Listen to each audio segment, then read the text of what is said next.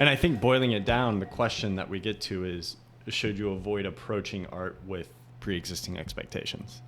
Especially ones that are more about your ego. Commerce or ego-driven. And the benefits that you get, the results that you get, Yeah. Versus what your art does for other people. Right, right. So, and I think one other thing just to highlight that you talked about that is important is focusing on that compulsive side of it. Yeah. When you just can't do anything. You know, I'm thinking of Jean-Michel Basquiat in the basement with TV and 3 radios on, and he's just like working on 6 paintings simultaneously. Mm-hmm. And it's just, you know, I think the compulsive element is important. Yeah.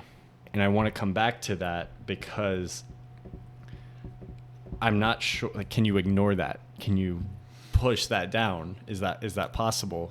And you know, I feel like I have sometimes, and I want to transition into talking about this for your experience, so it's not just focused on me.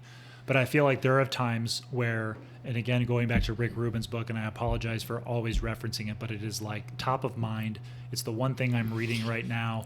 I feel like in the first few weeks of this podcast, but this is exactly what we wanted. Is we wanted it to be almost a document of where we are right now. Because in a year, we're not going to be having these same conversations. No. And we might be having the same questions, right? But we're going to have a year's worth of brand new context. So, So I keep coming back to that because it's allowing me to better examine what my motivations are, what the good things are, those moments of compulsion, those moments of inspiration where you feel like you're connected to the source, which is a reference, capital S, which is a reference to Rick Rubin's book, like the thing, the magical, supernatural, whatever center of the universe where great art comes from, and you know, seeing through the surface of our world and understanding. Maybe not even truth. Great art, just honest truth. Truth and purity, gut truth, whatever. Purity, whatever. Purity. Yeah. So, you know, looking at that book and,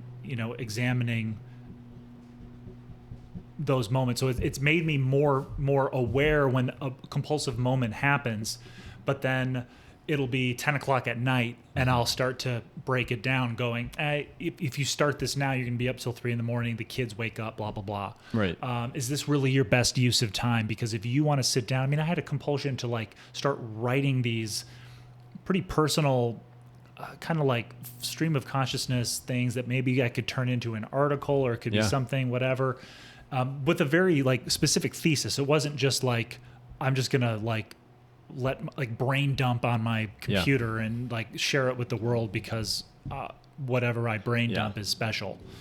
You know, it was kind of like this podcast. Like I'm grappling with something or I have a thought. This is my thesis and I want to share it. And I just talked myself out of it. Yeah. And again, it was like all this societal construct shit. It's you got to go. You're going to be up too late. You're not going to get enough sleep. You're not going to be sharp for your kids. You have other things that you have to focus on that are more likely to generate revenue, so that you can get yourself to that place of security, so you can do this stuff and answer the compulsion when it happens. All that stuff. It had been a golden afternoon. And I remember having the familiar conviction that life was beginning over again with the sunrise.